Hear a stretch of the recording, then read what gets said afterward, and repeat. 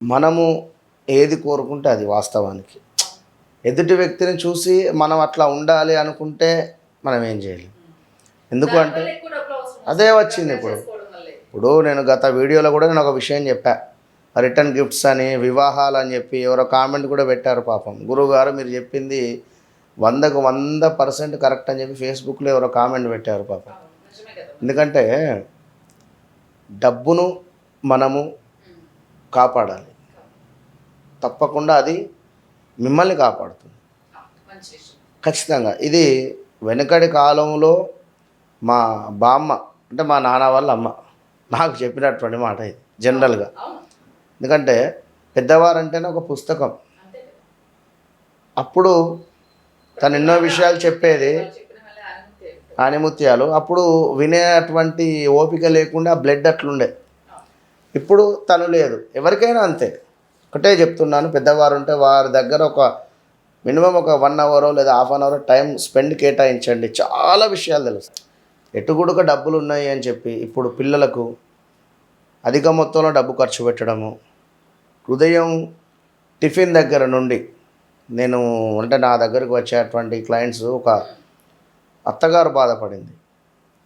వాళ్ళ కోడలు పొద్దున పిల్లలు చిన్న పిల్లలు అంత 5 ఇయర్స్ 9 ఇయర్స్ పిల్లలు, వారికి టిఫిన్ చేసి పెట్టేటువంటి పరిస్థితి లేదు. ఇంటి ముందు కొంత దూరంలో టిఫిన్ సెంటర్ ఉంటుంది. అక్కడికి వెళ్ళి టిఫిన్ తెచ్చుకోపో అని చెప్పి అంటుంది. టిఫిన్ అయిపోయింది. తర్వాత ఇంకేమైనా అవసరం ఉంటే మ్యాక్సిమము ఇంట్లో ఏదో వంట చేసి అట్లా పెడుతుందంట. సాయంకాలం మళ్ళా ఏవో చిప్స్ అని ఇంకా ఓటి అని చెప్పి ఇట్లా డైలీ డబ్బులు ఖర్చు. సరే ఇప్పుడు ఉన్నారు తింటున్నారు, మరి రేపటి కాలంలో ఏంది పరిస్థితి? అదే అలవాటు అవుతుంది, హెల్త్లు పాడవుతుంది. విన్నరా? కనుక దయచేసి డబ్బును కాపాడుకోవాలి ఎవరైనా కూడా. మరి డబ్బులు కాపాడుకోవాలి అంటే ఇక్కడ తాబేలు ఉంగరం పెట్టుకోవాలి అని కానీ లేదా తాబేలుని ఇంట్లో పెంచుకోవాలని కానీ కూడా కొందరు చెప్తూ ఉంటారు మనీ అట్రాక్షన్లో భాగంగా. ఎందుకు అంటే తాబేలు కుందేలు కథ అందరికీ తెలుసు. నెమ్మదిగా వెళ్ళినప్పటికీ విజయం తనదే.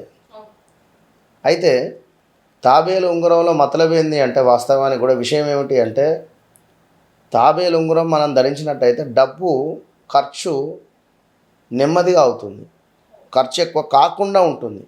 అది దాని పరిస్థితి, కంట్రోల్లో ఉండేటువంటి పరిస్థితి.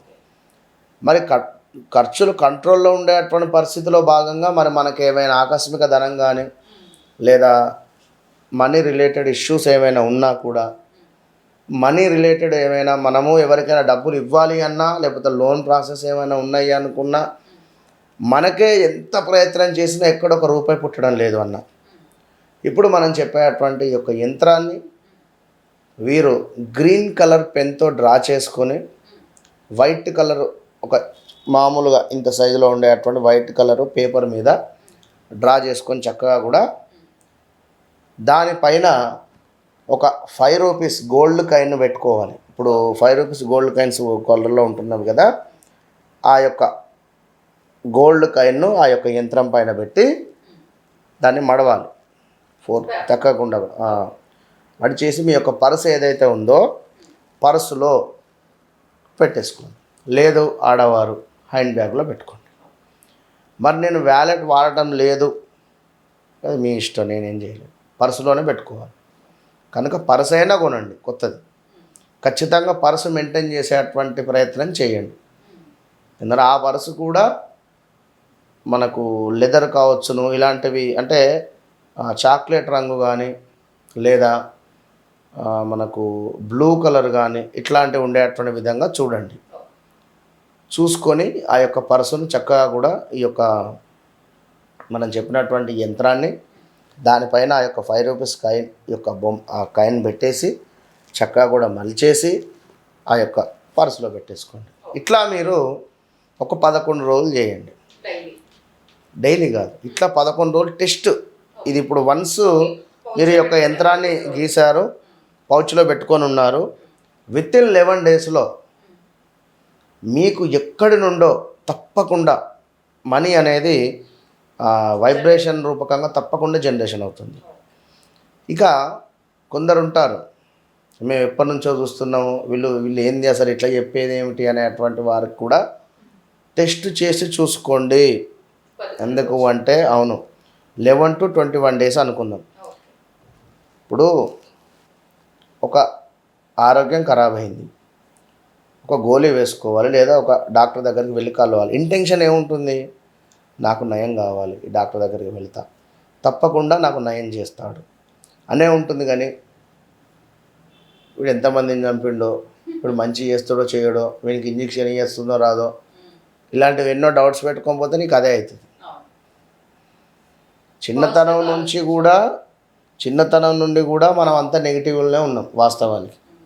విన్నారా? మన తల్లిదండ్రులు అట్లా పెంచినారా లేదా మీరు ఉండేటువంటి ఎన్విరాన్మెంట్ ఉందా నేను చెప్పలేను. ఎందుకంటే ఎక్కువ మనం మంచి కోరి చెప్పినటువంటి విషయాలు ప్రతిదీ కూడా నెగిటివే నన్ను అడిగితే.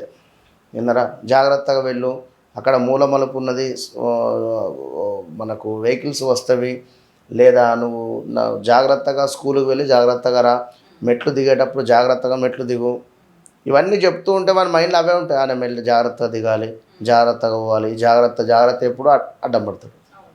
కనుక నీకేం కాదు, నువ్వు 100% వెళ్తావు వస్తావు. బీ పాజిటివ్, మంచి రిజల్ట్ ఉంటుంది అంతే. ఇది తప్పకుండా కూడా శుక్రవారం రోజే మొదలు పెట్టాలి. శుక్రుడు అంటేనే మనకు డబ్బు కారకుడు. శుక్రవారం కుదరటం లేదు అనుకున్నట్టయితే గురువారం రోజు బాగుంటుంది. తప్పకుండా.